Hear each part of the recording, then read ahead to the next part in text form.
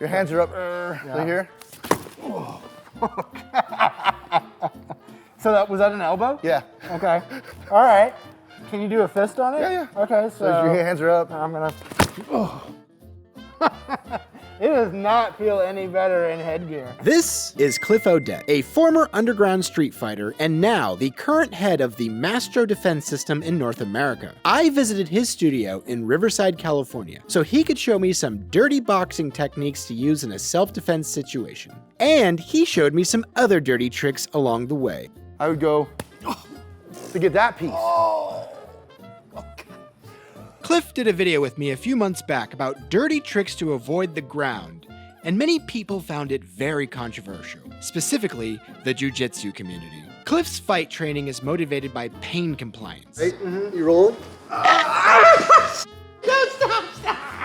MDS emphasizes all the techniques you're trained not to do in normal competition fighting. A lot of people want to know about Cliff's history, and I'm not going to get into that in this video. Instead, subscribe to watch the upcoming podcast I'm doing with him. We'll be discussing his past and the controversy that comes with his training methods. Most people like fighting this distance, right? Yeah. If you can fight effectively from this distance, Okay. you've got an upper hand because most people have limited weapons. Headbutt, now what, you know? Cliff explained to me that a lot of people only really know how to throw big punches, and that mastering close-range attacks gives you a major advantage in a self-defense situation. He showed me one of his methods on how to achieve this and how to do it fast. So what's the scenario? Set it up for me. We're going to cover the moment where you're either altercation, where you're either hands are up and you're going, F you, come on, mother. So these are moments when people are trying to instigate a fight, right? If someone's doing a push scenario, one, right? Let them do the first push because you're seeing a pattern. Okay. You're seeing what they do. Okay. Talk your way out, whoa, back up. So the moment they go for the second push, Okay. right? So first push. Let's do that again. Here, whoa, you coming for the second push? Okay. Yes. All right. So this is like this kind of a tie-up, and I see you've got your foot on my foot, and that's a little dirty trick you have, right? Yeah, because if I hold you here, you can only travel that far. And then I'm like, yeah. So it allows you to trap their movement so you know exactly how far they can get. It's something that I developed from wrestling. You just simply find a foot. Yeah. Okay, so this is interesting. Now, a lot of you stop watching my videos around the 3-minute mark. But before you click away, I just want to encourage you to watch till the end because Cliff is going to show you his method to legally throw the first punch in a self-defense situation.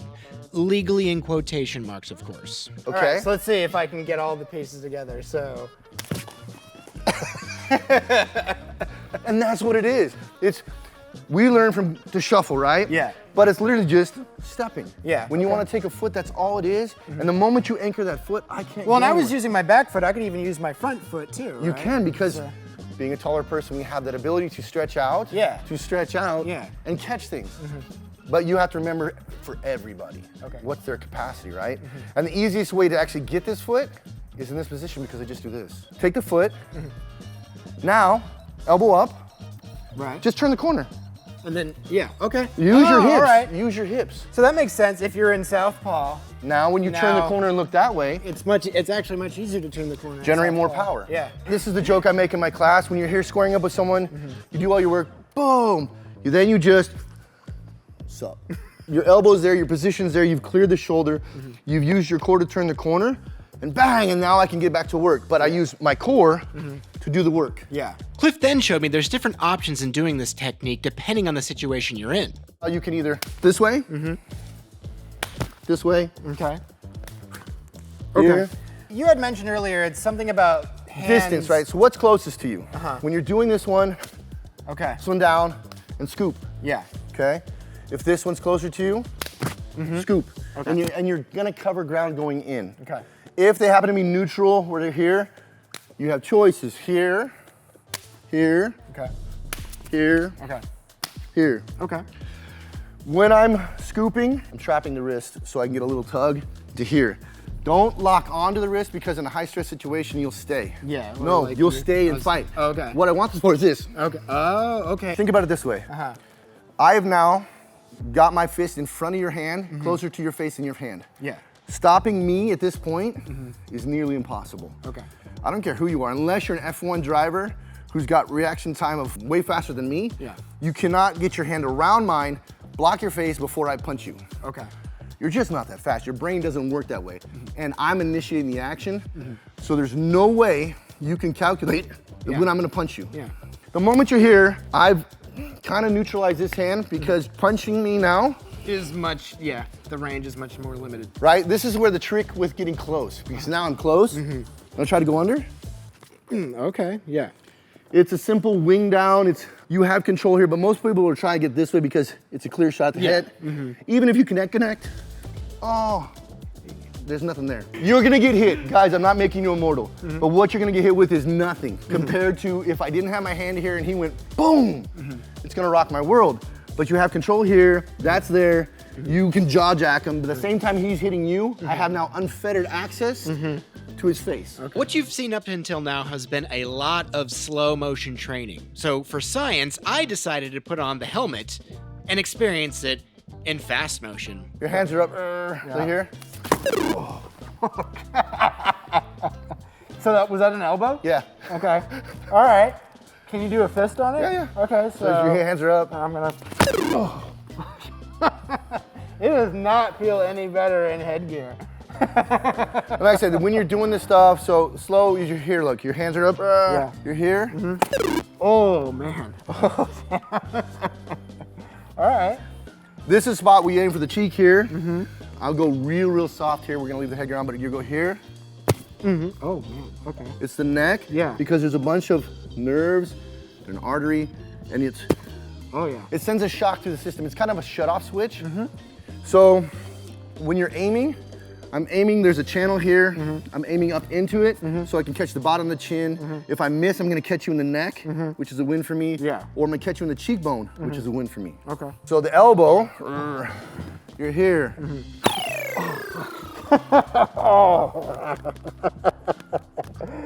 Oh, man. I can feel my brain rock. Phew, thank God that's over with. So for a lot of you, this is not rocket science. It's very simple: parry, grab the back of the neck, and punch. What I like about what he teaches is the little details.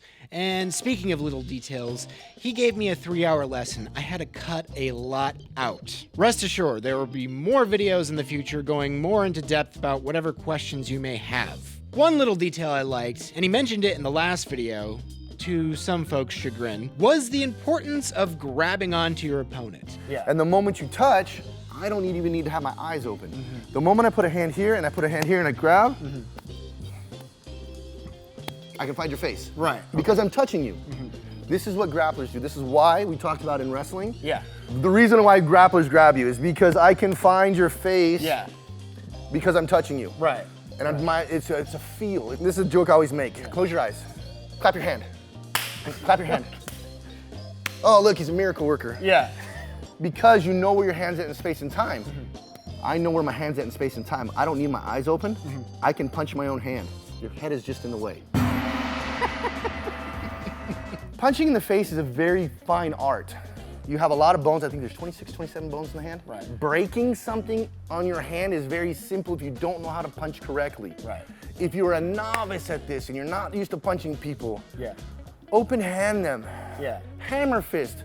You can watch toddlers, anybody who, we all have seen this move. Right? Because they know this move. It's the side of the hand. Or it'll save you. I'm gonna hit you in the chest. Okay. Now, it's not devastating to the point, but hitting you in the face with that? Oh boy. Okay, brief interruption here. I want to let you know that if you would like to meet Cliff or the creator of the Mastro Defense System, Fred Mastro, there is going to be a seminar on October 5th from 3 p.m. to 6 p.m.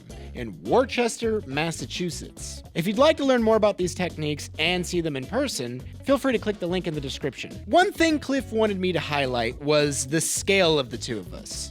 I'm 6'1" and he's 6'2". And he wanted to emphasize that this technique will work if you're a shorter person. Which is why he put me back in the helmet and had Chris beat me up a little bit, just to emphasize this point. Oh yeah. Let's do it again just for fun. Oh man, it just rattles It rattles your cage. Now, I'm no match for Chris. He's a pretty good fighter. But Cliff really wanted to demonstrate that size is not necessarily a factor when doing this move. He also wanted to make a caveat. Caveat to this. Caveat. If after the first one, Yeah. they fall down, don't keep swinging. Don't get.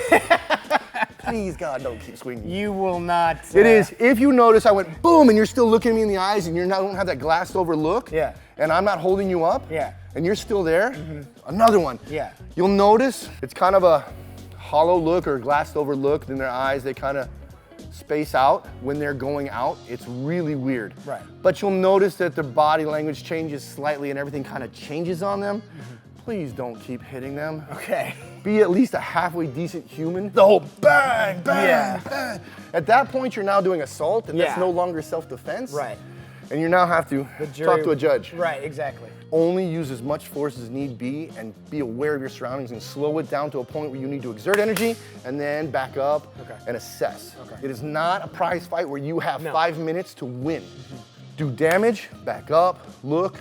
Okay, I'm cool. Okay. Get away. Okay, now let's talk about the super dirty tricks. The action movie techniques. The things that most people probably won't end up being able to pull off. One of the neat ones we've got here, so we've done all this work, right? And you get to this position here. Yeah. What this looks like in real life, we're here, boom, boom, boom. I'm gonna hit your arm so you can see kind of the force. Okay. Oh, yeah. Okay? So you see the reaction of the body. So when you got that, I've trapped the foot, boom. But now is your head. Now you simply, you're not coming here to chop. You're gonna go up at an angle into the soft tissue here. You don't want to crush the larynx, but you're gonna go up into the soft tissue where the tongue and the palate is because it'll cause everything to move, but it looks the head tilts back. But this, you got a cup on, by the way? I do. Go like your 20%, Sure, because sure. your 50% is way too hard. Sounds good. We're gonna go slow up into the point, right? So Okay. we're gonna, these are the pieces. 1, 2, 3. Okay. Right? Because what I want is we're chasing stimulus, right? I'm not forcing my moves. If he never moved that much and never did that stuff, I wouldn't take that piece, right? I would go to get that piece.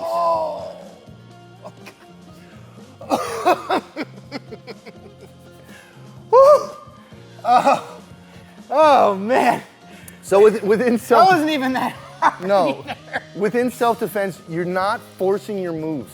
Yeah. And a lot of, you'll talk to any great self-defense practitioners, you're looking for what's being given to you in time. Yeah. I'm not practicing combinations to force my way.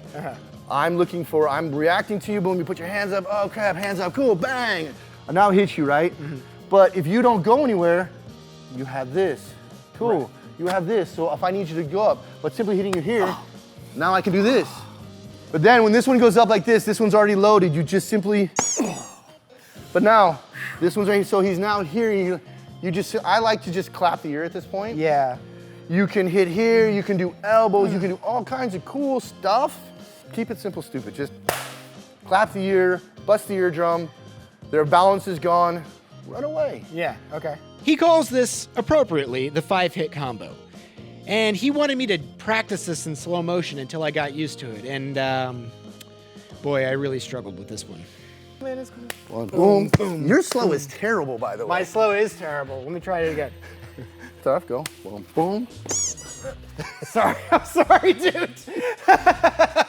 I've never been a combo man in my entire life. In fact, when I go to McDonald's, I order just the hamburger, not the fries or the drink or anything. But eventually, I had to ask the big question. Would you consider that like fine motor skill Yes. movements? Okay. When you're learning, because people always want to see movies, right? Yeah. Have I ever pulled that off? No, I think Fred's pulled it off because Fred is so freaking fast. Yeah. But I'm more of a 3 to 4 hit combo, but everyone wants the secret sauce. Like, I want to do a 15-hit combo, I want to be a Ferrari. I'm not a Ferrari, I'm more of a Humvee, like the H1, like a really slow moving H1. Realistically, you can just do something very simple. If you're doing all these extra little pieces, make them as easy for you as possible. I would say practice a 2-hit combo, then practice a 3. Once you've mastered the 2-hit, Yeah. then add a 3rd hit because it's for you, it's entertainment purposes only. Yeah. Ask all the big bad people that you talk to, how many uninterrupted strikes have you ever gotten in a fight? Yeah. I've only pulled off 2. Okay, that's interesting. Because before they'll either react, they'll duck, they'll do something else, they'll cover, they'll do something to change the flow. Yeah. So then I have to do another plan. Yeah. But I've never been good enough to do 9-hit combinations unanswered. And I've talked to a lot of people. The most I've ever heard anybody from my side is realistically 3. And these are professional, these are world champions. Right. Because realistically, your body will adapt. It's the rule of 3, right? Yeah. Now, that actually made me feel really good to know that even some of the masters struggle with multi-hit combos. And I know there are a lot of monsters out there in my comment section who can land 20-hit combos. And for that, I commend you folks. But for the people out there who are like me, who are just trying to learn some self-defense techniques, that should make you feel pretty good too. I think the key here is to just continue to practice. Take it 1 hit at a time, then 2 hits at a time, then 3 hits at a time, until you feel you've perfected it. So for the folks who've made it this far in the video, I greatly appreciate you. If you'd like to financially support the channel, there's a link down in the description called Buy Me a Coffee. Just click the link. It's a one-time donation of a low amount, and it just helps the channel. If you don't have the means, I totally understand, but you still want to support the channel, feel free to share it with your friends. That actually helps out immensely. Moving on. As promised, Cliff is going to show you his method on how to legally throw the first punch. Legally in quotation marks, people. And this is only to be used in a self-defense situation. This is actually very similar to Icy Mike's approach to throwing the first punch. Except this is probably better for states that don't have stand your ground laws. This is like the avocado toast version, if you will. It's stupid but funny, right? How could you guarantee that I would know that I'm fighting or not, right? When someone's coming up to you and they're you, right? Yeah. This has to be practiced, but it's more psychological than fighting, right? It's understanding, so angry, Yeah, no, okay. wait, calm down, we can talk, wait, calm down. Right, at this point, why'd you let me grab your hands? Yeah. This is a good sign, you would say? This is, again, regardless of this point, right? So this was step 1. I went to here, you're now letting me talk to you, right? So let's chase this path and then we'll chase the path that you didn't let me talk to you, right? So from this point, I've established you let me talk to you when I'm talking, wait, calm down. My voice has changed, it's cracking my elevations, and I'm kind of stuttering a little bit, so I'm showing a panicked mode, so I'm showing a weakness. Right. So now you're establishing confidence, like, oh, I've got this guy, he's really good. And I'm a big guy, so why the f would I be, oh, whoa, come on, man, we can, dude, we can talk about it, we don't have to do this. Don't manhandle them, because that's gonna set off a flag. Right. You simply cover, whoa, we can talk. The goal at this point, well, come on, man, we can, it's okay, dude. I can buy you beer. What did I do wrong? Get alongside in the back. No. If you go here, you're gonna do a response that's gonna make you nervous because you have to change your position because I'm too far back. You never wanna get that far back. You wanna be in control here, but now look at how many weapons I have. Okay, yes. And how many you don't have. Right. And you gave me permission to be here. Right. So Cliff repeats this process 2 times because he's trying to set up the opponent for a pattern of 3. Basically, he's trying to jockey himself to a better position where he has more weapons to use against the belligerent person. And if the second time fails, well, you set up a pattern of 3. So now he went back the second time, said no. So the third time I'm gonna try and reestablish. You're gonna do no connection? You're like, well, come on. No, man. Yeah, okay. The neat part about California, in self-defense, if he's pursued me and he went and I went, whoa, calm down, and I've tried to talk him down. 3 times, I've escalated 3 times. And 3 times, he kept trying to pursue me. In California, I don't know the exact verbiage, but I've established that I'm trying to defend myself. I've really tried to talk my way out of the altercation. I haven't used violence. And 3 separate times, you chose to pursue me and continue the fight. You're de-escalating. I'm within my rights to now defend myself reasonably, which means I've set a pattern. So the first time I connected, you pulled away. Right, okay. Second time I connected, pulled away. Third time I went to connect you, and then I can hit you. It's sort of like Icy Mike talks about how he believes in the first punch rule. That's the 100%. California way of doing the We first have to do punch. the California, we'll call it the avocado toast version of the first punch. If you've enjoyed this video, feel free to like and subscribe. It really helps the new channel grow. Thank you for watching.